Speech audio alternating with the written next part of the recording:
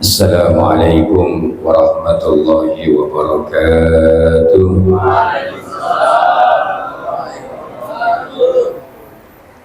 Alhamdulillah, alhamdulillahilladzi anzala sakinata fi qulubil mu'minin.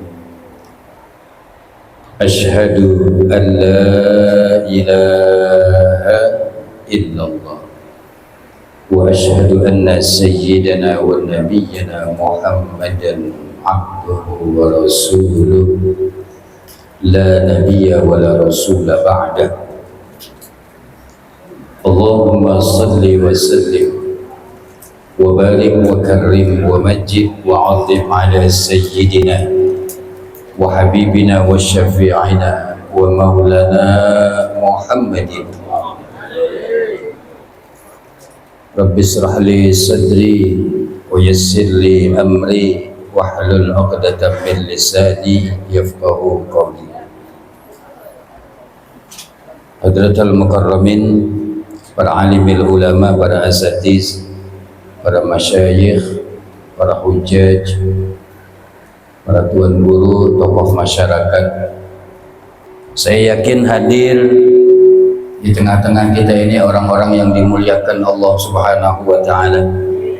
Mohon maaf lahir batin, saya tidak menyebutkan namanya satu demi satu, namun insya Allah sedikit pun tidak mengurangi hormat, ta'zim dan mahabbah saya.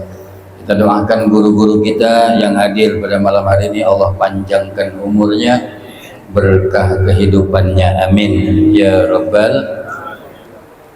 Puji syukur kehadirat Allah, atas izin Allah kita sama-sama dapat bermuajahah dalam rangka yang pertama, yaitu memperingati maulidnya Nabi kita Muhammad SAW sekaligus Isra wal Mi'raj. Yang kedua, acaranya Haul Akbar. Mudah-mudahan yang kita lakukan pada malam hari ini akan menjadi satu catatan amalan ibadah di hadapan Allah Subhanahu wa ta'ala. Duduknya kita di majlis ini akan menjadi wasilah nanti duduknya kita bersama-sama di dalam syurganya Allah Subhanahu wa ta'ala. Salawat ma'assalam semoga senantiasa tercurah limpahkan keharibaan junjungan alam Sayyidina Muhammad sallallahu alaihi wa alihi wa sahbihi wasallam, yang telah membawa umatnya dari zaman kemusyrikan hingga menuju tauhid kepada Allah Subhanahu wa ta'ala. Mudah-mudahan dengan kita banyakin baca salawat kepada Rasulullah, insya Allah di yaumil qiyamah nanti kita semua akan mendapatkan syafaatul uzmanya, pertolongan yang begitu besar dari junjungan baginda Nabi kita Muhammad sallallahu alaihi wasallam, amin ya rabbal. Semoga Allah yang maha tahu setiap dosa-dosa yang sudah pernah diri ini lakukan, semoga Allah yang maha melihat setiap kezaliman dan kemaksiatan yang sudah pernah diri ini lakukan, semoga Allah senantiasa menolong kita semua. Menolong untuk apa? Untuk kita mau mengakui bahwa sesungguhnya diri ini adalah hambanya yang lemah, bahwa sesungguhnya diri ini adalah hambanya yang berlumuran dengan dosa-dosa dan kesalahan. Astaghfirullah Rabbal baraya, astaghfirullah minal khataya, astaghfirullah Rabbal baraya, astaghfirullah minal khataya.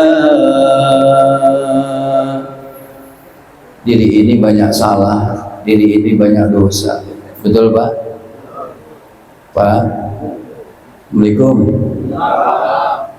Bapak dengar nggak suara saya Pak? Ya. Jadi karena di depan bapak-bapak udah ada konsumsinya, silahkan dimakan, silahkan dicicipi. Ini kalau di sini ngerokok boleh nggak guru? Hah? Boleh ya? Yang mau ngerokok silahkan. Udah dibolehin. Ini bukan masjid kan ya? Ini nggak apa-apa. Yang mau ngerokok silahkan. Emang paling enak dengerin ceramah sambil ngerokok sama ngopi paling enak. Ya silahkan yang mau ngerokok, nggak apa-apa. Emang nggak punya pikiran.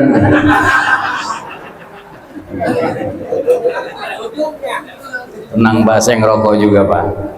Rokok saya Jarum Super tuh. Rokok saya apa Pak? Kurang keras. Rokok saya apa? Biar Ustadz Gopur denger gitu maksudnya. Setiap kita pasti punya salah. Setiap kita pasti punya dosa. Betul? Ada nggak yang hadir di majelis ini pada malam hari ini yang nggak pernah berbuat salah? Ada nggak? Yang nggak pernah berbuat dosa ada nggak? Tunjuk tangan, saya mau lihat mana orangnya. Nggak ada. Setiap kita pasti pernah berbuat salah. Setiap kita pasti pernah berbuat dosa. Betul? Terlebih, maaf saya nih Pak, yang saat ini sedang berbicara, yang kelihatannya kayak orang soleh, kelihatannya kayak orang alim, pakai gamis, pakai sorban, berbicara di depan para alim ulama, para bapak-bapak, kelihatannya kayak orang bener. Maaf, saya tidak lebih baik dari putra-putri bapak yang ada di rumah. Ini busana kayak begini, ini mah cuma casingnya aja Pak, cuma lapisannya aja. Hati siapa yang tahu Pak? Kalau ditanya jawab, jangan bikin emosi lah Pak. Hati siapa yang tahu? Allah. Istri bapak tahu nggak isi hati bapak kayak apa? Nggak tahu. Teman duduk sebelah bapak tahu nggak isi hatinya kayak apa? Tapi Allah Maha tahu. Allah nggak pernah ngelihat hamba dari pakaiannya. Allah nggak pernah ngelihat hamba dari hartanya. Allah nggak pernah ngelihat hamba bukan hanya dari keilmuan, harta, pangkat, jabatan dan kedudukannya. Walakin yanzuru ila qulubikum wa a'malikum. Tapi yang Allah lihat itu adalah hatinya dan amal perbuatan. Sampai sini bapak-bapak paham? Jelas? Alhamdulillah. Kalau sudah jelas sampai di sini saja tausiah saya. Ya kan intinya ceramah paham dan jelas ya Pak ya. Buat apa penceramah ngomong sampai 2 jam tapi nggak jelas.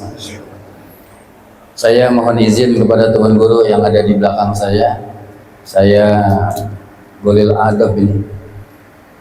Adab saya kurang bagus ngebelakangin. Maaf, minta izin, minta ikhlas dan minta ridhonya. Saya cuma memenuhi permintaan dari orang tua saya, Kiai Bunyamin Sauji, karena beliau saya anggap seperti orang tua saya. Jadi saya kalau diundang di sini kayak keluarga Pak. Jadi kalau ceramah di keluarga nggak usah ngarepin untung, balik modal dan alhamdulillah. Mudah-mudahan semua dosa-dosa yang kita lakukan ntar pulang dari tempat ini, pulang kita ke rumah masing-masing, Allah sudah gugurkan semua dosa-dosa. Amin ya Rabbal. Bapak hadirin jamaah yang dirahmati dan dimuliakan Allah Subhanahu wa Ta'ala. Alhamdulillah, nggak terasa kita sudah masuk di bulan Rajab. Alhamdulillah. Bersyukur kita kepada Allah.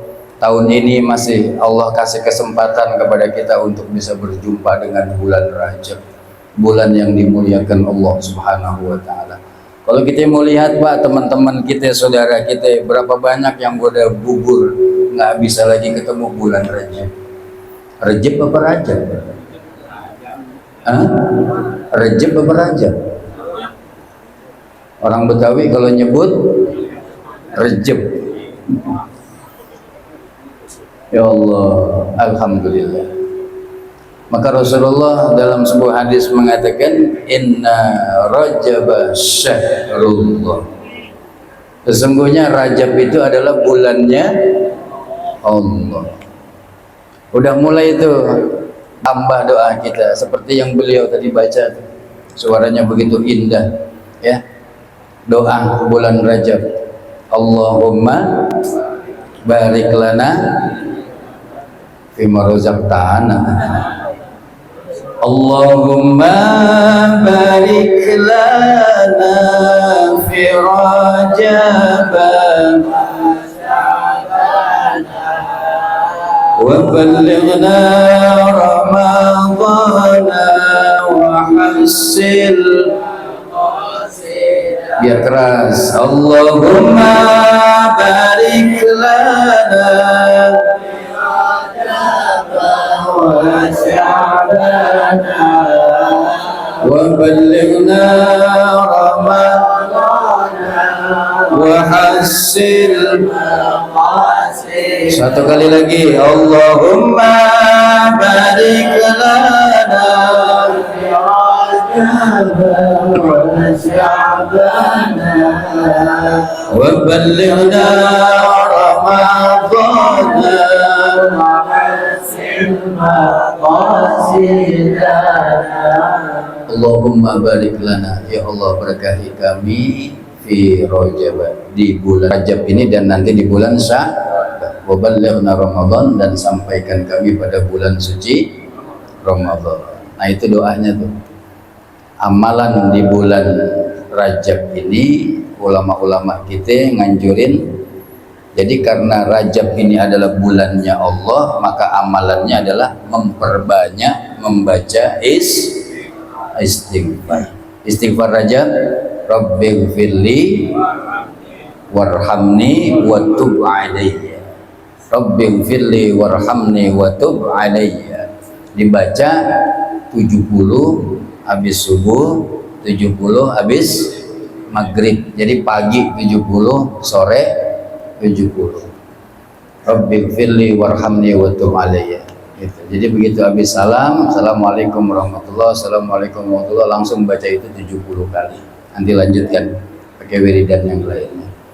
Kalau kita istiqomah selama di bulan Rajab baca amalan istighfar itu, kalau kita meninggal dunia jasadnya tidak tersentuh api nerakanya Allah Subhanahu wa taala. Amin ya rabbal.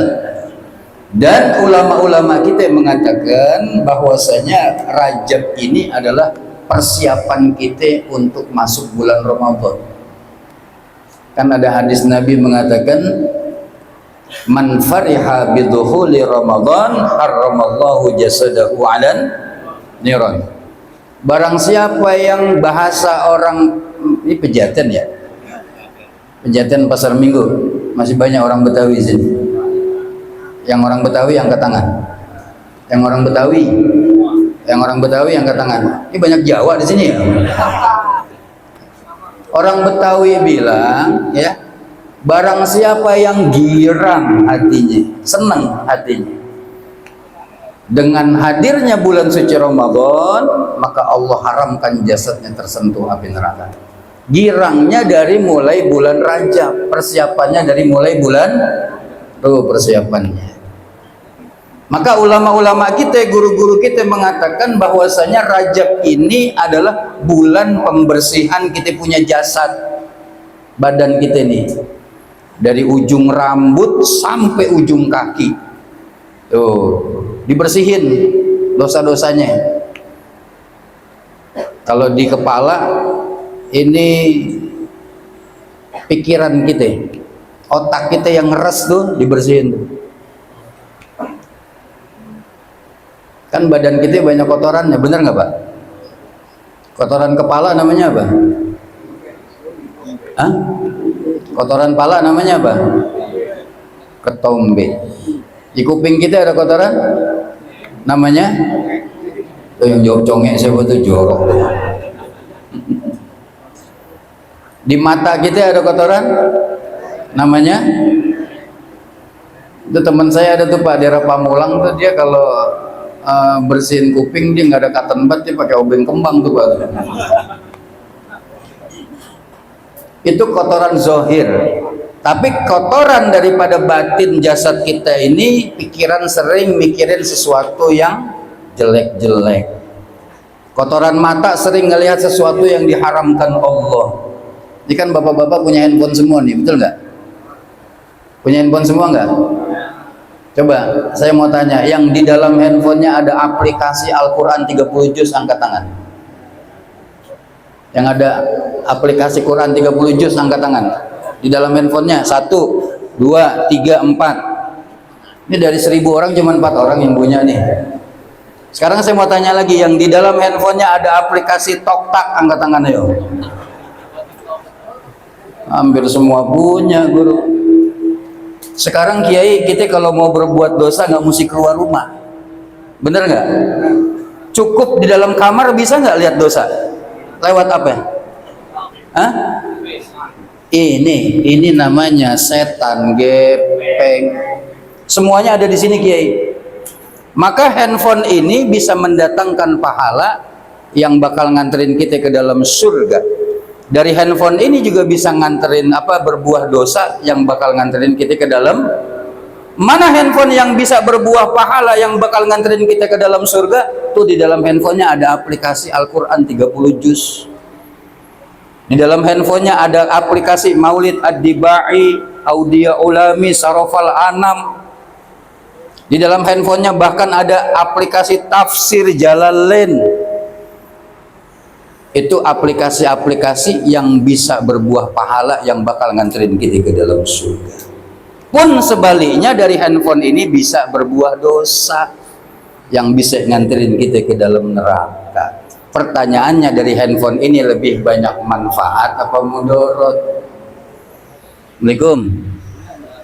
Assalamualaikum. Dari handphone yang kita punya, dari aplikasi yang kita punya, lebih banyak manfaat apa mudarat? Orang tua saya, abah saya pesan begini, Lukman, dalam hidup kamu, apapun yang membuat kamu semakin jauh dari Allah, tinggalin. Dalam hidup kamu, kata orang tua saya, kata abah saya, yang membuat kamu semakin jauh dari Allah, tinggalin. Apa aja? Kalau dirasa dari aplikasi yang ada di handphone kita membuat kita semakin jauh dari Allah, makin banyak kita bermaksiat kepada Allah, hapus aplikasi itu, jual. Nah, iya, benar juga. Apaan aja? Nah, sekarang lebih banyak manfaat apa mudarat tuh aplikasi itu? Assalamualaikum. Lebih banyak manfaat apa mudarat? Kalau lebih banyak mudarat, mendingan hapus. Tapi kalau dari aplikasi itu membuat kita semakin dekat kepada Allah, makin banyak kita dapat pengetahuan agama, makin banyak perbendaharaan ilmu kita dari situ, pertahankan aplikasi tersebut. Termasuk teman, Pak. Kalau kita punya teman, ya, yang membuat kita semakin jauh dari Allah, ada nggak teman model begitu? Pak, ada nggak Bapak punya teman yang kalau kita ngobrol sama dia, deket sama dia, bergaul sama dia, makin jauh dari Allah, makin malas kita ibadah, makin malas kita ngaji? Ada nggak teman model begitu? Nah, kalau punya teman model begitu, jangan terlalu deket, sahelo aja. Bukan ditinggalin, bukan, jangan terlalu deket, sahelo aja. Tapi kalau dari kita punya teman, siapa aja orangnya, mau dia orang kaya, mau dia orang miskin, kalau kita bergaul sama dia, makin dekat kita kepada Allah, makin giroh kita ibadah, makin rajin kita ngaji. Teman model begitu jangan pernah ditinggalin, karena nyarinya susah. Ada nggak teman model begitu? Ada nggak? Kalau kita dekat sama dia, makin dekat kita kepada Allah, makin rajin kita ibadah. Bapak Ibu hadirin jamaah yang dirahmati dan dimuliakan Allah Subhanahu wa taala. Nah, di bulan Rajab ini, ya, Allah bersihkan dosa-dosa jasad kita. Dosa lisan kita nih, yang sering berkata-kata yang kotor. Dari dosa lisan kita sering ngomongin keburukan orang, namanya Gosip. Namanya apa? Yang suka gosip bapak-bapak apa ibu-ibu? Pak, yang suka gosip bapak-bapak apa ibu-ibu? Atau ibu-ibu di dapur, bapak-bapak katanya gitu. Saya bilangin sama ibu-ibu, Bu, yang suka gosip itu 99,9% ibu-ibu kalau gosip. Bapak-bapak bukannya gosip, dia mah gibah. Demen banget ngomongin keburukan orang, benar? Tuh. Di bulan Rajab dengan istighfar Rajab yang kita baca, dosa pendengaran kita, dosa lisan kita, dosa tangan kaki kita diusap, dihapus oleh Allah Subhanahu wa taala dengan istighfar Rajab yang kita baca. Rabbighfirli warhamni wa tub alayya. Amin. Amin. Ya Rabbal. Masuk dari bulan Rajab, persiapan kita ke bulan Sya'banu syahri, kata Rasulullah. Sya'ban itu adalah bulanku, kata Rasulullah. Makanya amalan di bulan Sya'ban nanti memperbanyak membaca sholawat kepada Nabi Muhammad. Dan ulama-ulama kita mengatakan, guru-guru kita menganjurkan bahwasanya bulan Sya'ban itu pembersihan kita punya hati. Udah mulai ke dalam nih Pak nih. Kalau di bulan Rajab pembersihan kita punya jasad nih. Kalau Sya'ban pembersihan kita punya hati. Kalau dikatakan dibersihkan berarti ada kotorannya enggak nih? Ada. Hati kita ini ada kotorannya. Namanya penyakit hati. Di antara penyakit hati ada yang disebut namanya hasad. Namanya apa? Hasad menurut bahasa itu adalah sebuah kedengkian. Hasad menurut istilah itu adalah perasaan nggak senang ketika kita melihat orang lain dapat nikmat dari Allah. Senang melihat orang susah, susah lihat orang, itu namanya dengki, hasad. Pak, ceramahnya begini aja ya Pak ya. Saya nggak bisa kayak orang-orang teriak-teriak. Ceramahnya begini aja ya Pak ya. Saya nggak bisa kayak orang-orang teriak-teriak. Ceramahnya begini aja ya Pak ya. Tetangga Bapak beli mobil baru lah, Bapak yang nggak bisa tidur kok 3 hari 3 malam. Bapak mikirin kenapa tetangga saya bisa beli mobil baru ya. Jangan-jangan nih tetangga saya korupsi. Jangan-jangan tetangga saya piara tuyul gitu. Kenapa pikirannya rusak? Karena hatinya ada kotoran. Ala wa inna fil jasadi mudghah idza saluhat saluhal jasadu kullu wa idza fasadat fasadal jasadu kullu ala wahyal qalb. Kata Nabi, di dalam jasad manusia itu ada segumpal daging yang kalau dia baik maka baik seluruh jasadnya. Kalau dia baik maka baik cara berfikirnya. Kalau dia baik maka baik cara mendengarnya. Kalau dia baik, baik lisan tutur bahasanya. Kalau dia baik maka akan baik tingkah dan lakunya. Akan tetapi kalau dia rusak Pak, rusak seluruh jasadnya. Rusak cara berpikir, rusak cara mendengar, rusak lisan tutur bahasanya, sampai pada akhirnya akan rusak tingkah dan, kata Nabi, ala wahyal qalbu, dia adalah hati. Ini di sini. Di antara penyakit hati yang tadi saya sampaikan, dengki. Susah lihat orang senang, senang lihat orang tuh. Dan Nabi kasih peringatan keras Pak kepada orang-orang yang di dalam hatinya ada kedengkian. Kata Nabi begini, berhati-hatilah kalian dengan sifat hasad tersebut. Berhati-hatilah kalian dengan sifat dengki tersebut. Berhati-hatilah kalian dengan sifat hasad tersebut, kata Nabi, karena sifat hasad ini akan menghancurkan semua amalan-amalan kebaikan yang kalian lakukan, sebagaimana api yang membakar kayu bakar. Rugi nggak Pak? Rugi nggak? rugi Pak. Sama kayak di bulan Ramadan nanti tuh kam min shaimin laisa lahu min siyamihi illal ju' wal 'athas, sama kurang lebih begitu. Berapa banyak orang yang berpuasa mereka cuma dapat lapar sama haus doang.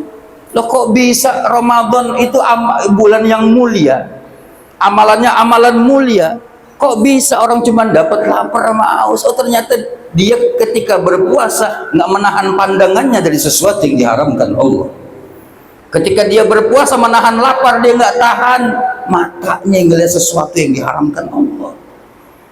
Ustaz, saya tahan mata saya dari sesuatu yang diharamkan Allah. Saya tahan kuping saya nggak dengerin omongan orang. Saya tahan lisan saya tahan tangan saya tidak melakukan sesuatu yang diharamkan Allah. Tapi dia nggak cek hatinya. Ketika dia berpuasa, ada kedengkian dalam hatinya kepada tetangganya. Ada kedengkian kepada saudara sahabatnya. Maka di bulan Sya'ban nanti Allah bersihin tuh kotoran-kotoran hati. Maka di bulan Sya'ban jangan ada dengki. Nah sekarang kita tanya, ada nggak dengki kita sama tetangga kita? Assalamualaikum. Ada nggak dengki kita sama saudara kita? Ada nggak dengki kita sama teman-teman kita? Kalau ada, keluarin, karena dia sangat membahayakan dan merugikan diri kita. Semua amalan kebaikan kita bakalan hancur dan rusak lantaran di dalam hati kita ada kedengkian. Yang terakhir, yang kedua, ketika kita menanam benih-benih kebencian dalam hati kita. Kalau benih kecil apa gede, Pak? Kalau benih kecil apa gede? Kecil. Akan tetapi benih kebencian ini kita tanam dalam hati kita itu. Ditanam. Kayaknya makanan udah keluar, habis ini waktunya. Terusin apa enggak? Masih ada 7 penceramah lagi di sini.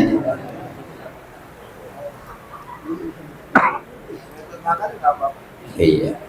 Emang paling berat ceramah saingan sama makanan emang. Pak, kita tanam benih kebencian itu dalam hati kita. Benih kebencian itu kita tanam, kita pupuk dengan pupuk kebencian. Kalau benihnya bagus, pupuknya bagus, dia akan menjadi sebuah pohon yang besar, namanya pohon kebencian.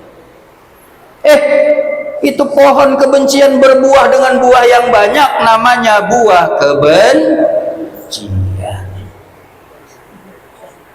Kita bagiin tuh buah kebencian itu kepada tetangga kanan, kiri, depan, belakang kita. Pak, Assalamualaikum. Saya mau tanya sama bapak-bapak. Bapak-bapak pernah nggak gedeg sama orang? Jujur, jangan ada dusta di antara kita. Pernah nggak gedeg sama orang? Kalau bahasa kerennya benci begitu sama orang. Maaf, kalau kita gedeg sama orang, kalau kita benci sama orang, bencinya cuma sendirian doang. Kita simpen dalam hati, gue gedeg banget sama dia tuh, tapi nggak ngomong dalam hati aja.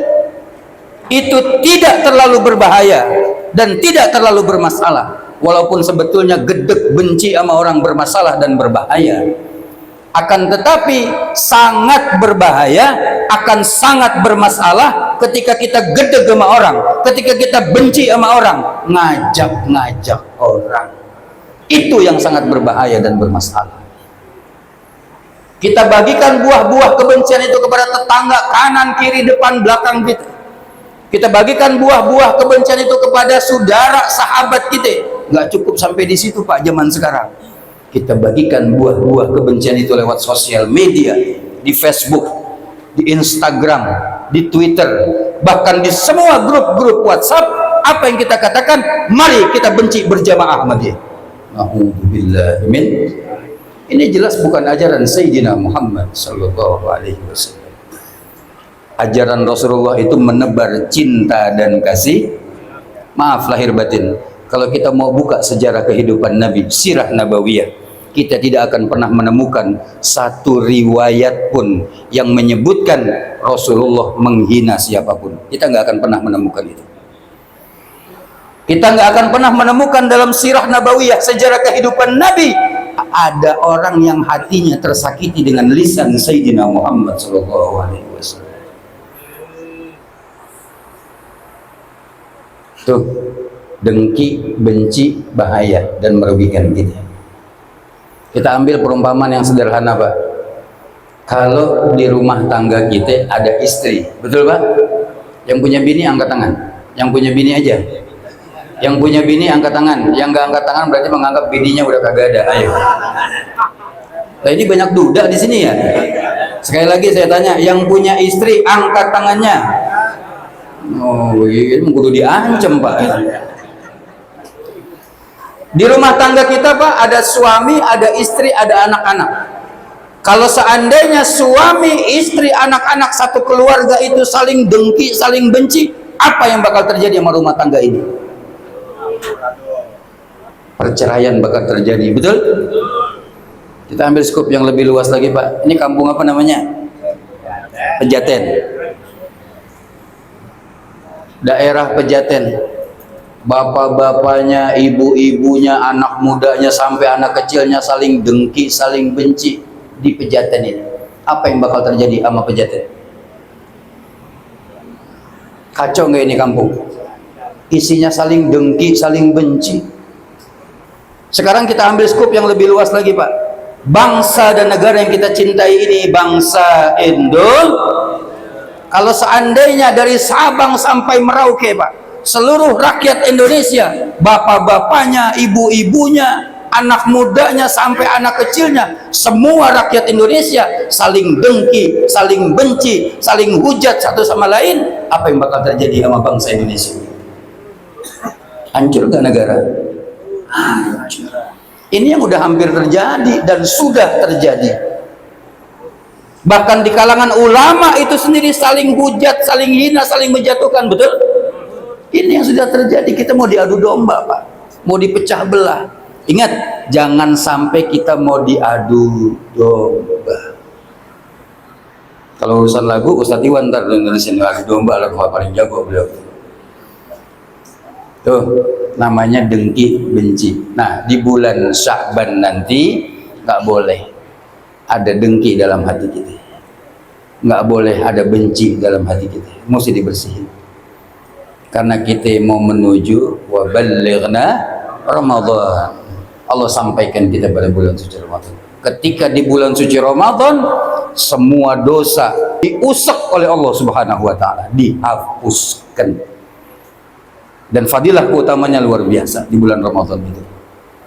Nanti ketika selesai Ramadan, keluar dari Ramadan, dia seperti bayi yang baru saja dilahirkan dari rahim ibunya, nggak ada noda dan dosa sedikit. Karena persiapannya dari bulan Rajab, Sya'ban, Ramadan. Mudah-mudahan Allah berkahi kita di bulan Rajab ini dan bulan Sya'ban nanti, waballighna Ramadan, dan Allah sampaikan kita pada bulan suci Ramadan. Amin ya Rabbal. Yang terakhir saya tutup, kenapa orang Betawi bikin haul di bulan Rajab dan Sya'ban? Inilah bukti anak cucu keturunan cinta kepada orang tuanya. Karena sampai kapanpun kita nggak bakal bisa balas jasa bapak ibu kita. Dari mulai orang tua kita masih hidup sampai sekarang kita nggak bisa balas jasa mereka. Inilah bakti anak kepada orang tua, bikin haul, mendoakan mereka, karena yang ditunggu oleh mereka saat ini di alam barzah bukan makanan kesukaan mereka, bukan beras sekarung dua karung, akan tetapi wa walidin solihin yad'ulah bil maghfirah, anak yang soleh yang terus mau mendoakan kedua orang tuanya. Yang orang tuanya masih hidup angkat tangan. Yang orang tuanya masih ada. Yang nggak angkat tangan berarti menganggap bapak ibunya udah nggak ada. Ayo, yang bapak ibunya masih ada angkat tangan. Oh, banyak anak yatim ya di sini ya. Saya katakan yang masih punya orang tua, termasuk saya nih, masih lengkap nih, bapak ibu saya masih ada walaupun udah sepuh. Yang bapak ibunya masih ada, saya katakan beruntunglah kita. Kenapa dikatakan beruntung? Karena kita masih diberikan kesempatan oleh Allah untuk bisa ngebahagiain kedua orang tua kita ketika mereka masih hidup di dunia ini. Maka yang punya harta, bahagiain orang tua kita dengan harta yang kita punya. Yang punya pangkat, jabatan, kedudukan, bahagiakan kedua orang tua kita dengan pangkat, jabatan, dan kedudukan yang kita punya. Yang masih sekolah, bahagiakan kedua orang tua kita dengan prestasimu di sekolah. Mumpung mereka masih hidup di dunia ini. Tapi mereka ketika meninggal dunia sudah berada di alam barzakh, jangan bikin susah mereka. Kenapa saya katakan bikin susah? Gimana nggak susah? Dulu waktu masih orang tua kita masih hidup, dia masih bisa ngomelin kita, bapak kita. Nah, sholat nah. Kalau nggak sholat, itu bapak kita galaknya luar biasa. Abah saya orang Betawi, galaknya luar biasa. Tapi galak buat kebaikan. Saya kalau ngaji sama abah saya, Pak, itu Quran basah sama air mata saya. Takut galak bapak saya, abah saya. Kalau nggak ngaji dia marah, kalau nggak sholat dia marah, bapak saya. Tapi saat ini orang tua kita yang sudah berada di alam barzakh udah nggak bisa lagi ngomelin kita. Saat ini orang tua kita udah berada di alam barzakh, jangan bikin susah. Kenapa susah? Anaknya yang ada di atas dunia ini nggak mau ibadah kepada Allah Subhanahu wa Ta'ala. Orang tua kita ngejerit sejadi-jadi di alam kubur, punya anak nggak ibadah kepada Allah. Apalagi sampai ada anak yang bermaksiat kepada Allah sementara orang tuanya sudah berada di alam barzakh. Nangis orang tuanya, ya Allah, anak saya bermaksiat kepada Allah. Itu namanya bikin susah orang tua, dari mulai orang tuanya masih hidup sampai di alam barzakh. Na'udzubillahi min. Mudah-mudahan kita semua dijadikan anak-anak yang soleh. Anak cucu keturunan kita dikaruniakan keturunan yang soleh dan solehah, yang akan menjadi penyenang penyejuk hati kedua orang tuanya. Amin. Ini yang saja yang dapat saya sampaikan.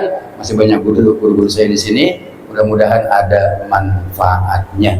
Kalau ada kebenaran itu murni datang dari Allah, maka kita patut mengucap syukur alhamdulillahirabbil alamin. Kalau ada kesalahan itu murni karena kebodohan dan keterbatasan pengetahuan saya minta maaf, minta ikhlasnya, minta ridhonya. Wabil khusus kepada para tuan guru semua yang hadir di tempat ini, saya beristighfar mohon ampun kepada Allah.